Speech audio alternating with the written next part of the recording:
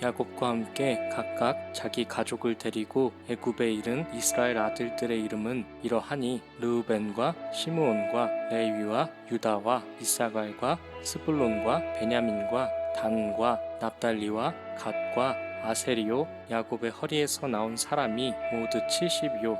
요셉은 애굽에 있었더라.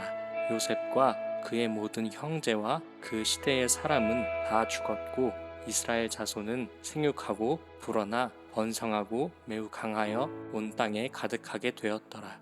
요셉을 알지 못하는 새 왕이 일어나 애굽을 다스리더니 그가 그 백성에게 이르되 이 백성 이스라엘 자손이 우리보다 많고 강하도다. 자, 우리가 그들에게 대하여 지혜롭게 하자. 두렵건대 그들이 더 많게 되면 전쟁이 일어날 때에 우리 대적과 합하여 우리와 싸우고 이 땅에서 나갈까 하노라 하고 감독들을 그들 위에 세우고 그들에게 무거운 짐을 지워 괴롭게 하여 그들에게 바로를 위하여 국고성 비돔과 라암셋을 건축하게 하니라. 그러나 학대를 받을수록 더욱 번성하여 퍼져나가니 애굽 사람이 이스라엘 자손으로 말미암아 근심하여 이스라엘 자손에게 이를 엄하게 시켜 어려운 노동으로 그들의 생활을 괴롭게 하니 곧 흙 이기기와 벽돌 굽기와 농사의 여러 가지 일이라. 그 시키는 일이 모두 엄하였더라.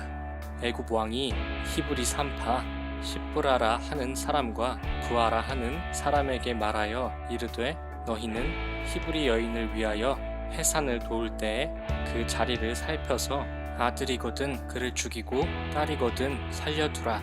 그러나 산파들이 하나님을 두려워하여 애굽 왕의 명령을 어기고 남자 아기들을 살린지라. 애굽 왕이 산파를 불러 그들에게 이르되 너희가 어찌하여 이같이 남자 아기들을 살렸느냐. 산파가 바로에게 대답하되 히브리 여인은 애굽 여인과 같지 아니하고 건장하여 산파가 그들에게 이르기 전에 해산하였더이다 하매 하나님이 그 산파들에게 은혜를 베푸시니 그 백성은 번성하고 매우 강해지니라. 그 산파들은 하나님을 경외하였으므로 하나님이 그들의 집안을 흥왕하게 하신지라. 그러므로 바로가 그의 모든 백성에게 명령하여 이르되 아들이 태어나거든 너희는 그를 나일강에 던지고 딸이거든 살려두라 하였더라.